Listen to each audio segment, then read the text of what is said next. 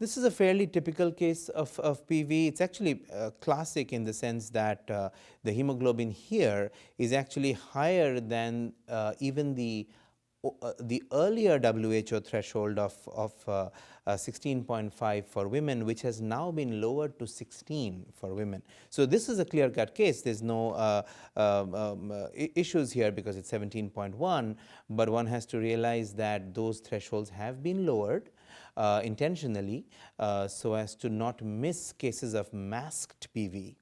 So this one is 17.1 and has all the other factors as well. You notice the elevated white count, the JAK2 mutation, the typical bone marrow appearance, and the low EPO level. Now, I will say that the spleen is enlarged in this particular patient, and that is not particularly common. It's about 40% has been reported at presentation. So I occasionally see it, but it's not a very common thing at presentation in PV.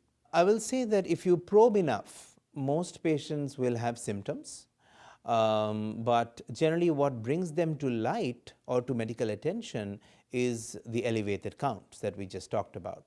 But if you ask about fatigue and itching, especially after a shower, you get affirmative responses quite a bit. In my experience, patients with PV are typically not misdiagnosed. I will not say that that's very common. However, it's important to dwell a little bit on why the WHO lowered the thresholds, which as you know they did.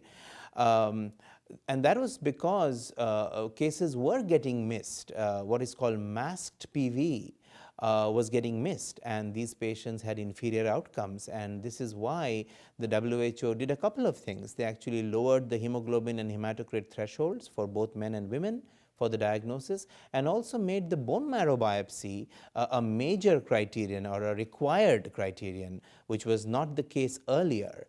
There is one little exception to that, which is if patients meet the older criteria, then you could do away with a bone marrow biopsy if the patient did not want one. But otherwise, the bone marrow biopsy is an essential criterion now.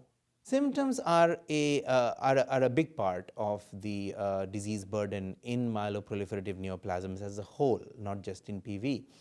And these are underappreciated. We know from the landmark study that the perceptions of physicians and patients were very different when it came to symptoms.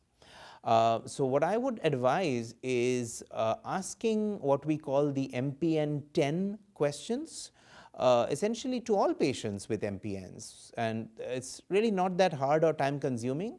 It's fatigue, inactivity, abdominal discomfort, early satiety, fevers, night sweats, weight loss, itching, bone pain, trouble concentrating, and that's about it. So I would advise proactively asking those questions.